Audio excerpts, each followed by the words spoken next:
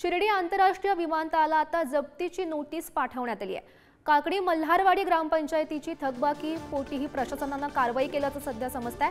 महाराष्ट्र विमान विकास प्राधिकरण कंपनीकडे 8 कोटींचा कर थकीत आहे। वारंवार कराची मागणी करून देखील दखल घेत नसल्याने महाराष्ट्र ग्रामपंचायत अधिनियम 1958च्या कलम 129 प्रमाणे आता शिर्डी विमानतळास जंगम मालमत्ता जप्तीचे वॉरंट जारी करण्यात आले।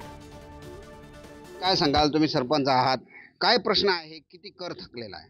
सर, आमचा विमानतळ प्राधिकरणाकडे जवळजवळ 8.5 कोटी कर थकलेला आहे। अद्याप त्यांनी एकही रुपया आम्हाला दिलेला नाही। आणि आतापर्यंत सर आम्ही गल्लीपासून दिल्लीपर्यंत स्थानिक लेवलच्या आमदारपासून तर पंतप्रधान नरेंद्र मोदींपर्यंत ते आमच्या इथं गावात येऊन गेलेले आणि प्रत्येकाला निवेदन दिलेले आहेत सर।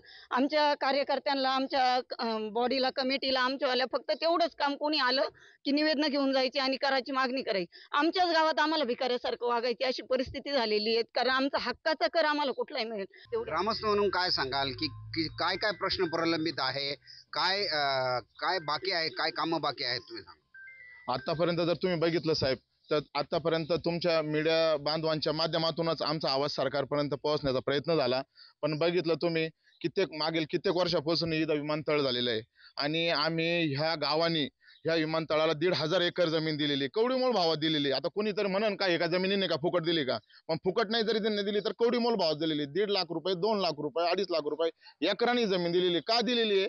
का ह्या गाव भविष्य उज्ज्वल होईल, इथल्या युवकांना एअरपोर्टला नोकरी भेटन, ह्या आशेने तरुणांनी स्मार्ट सिटी होईल म्हणून ह्या ग्रामस्थांनी, इथल्या ग्रामपंचायतनी त्या विमानतळाला जमीन दिली। पण आमची घोर निराशा आज झालेली आहे। कुठलीच काही सुखसुविधा नाही, काहीच नाही। जेवढं कबूल केलं त्यातलं कुठलंही काही नाही। जे कामं केले ते निकृष्ट दर्जाचे केले। पाण्याचे असतील, स्मशानभूमीचे कामं असतील, जेवढे कामं केले ते निकृष्ट दर्जाचे केले। त्यातल्या त्यात त्यांनी ते कामं काय केले, कसे केले त्याशी आम्हाला काही नाही। पण आमचा जो करापोटी जे 8.5 कोटी 30 लाख रुपये जे थकलेले ते त्यांनी द्यावा, त्याच्याकरता आम्ही त्यांना नोटीस काढलेली जप्तीची।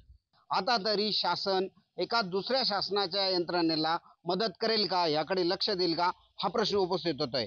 प्रशांत शर्मा, पुढारी न्यूज, काकडी, अहमदनगर।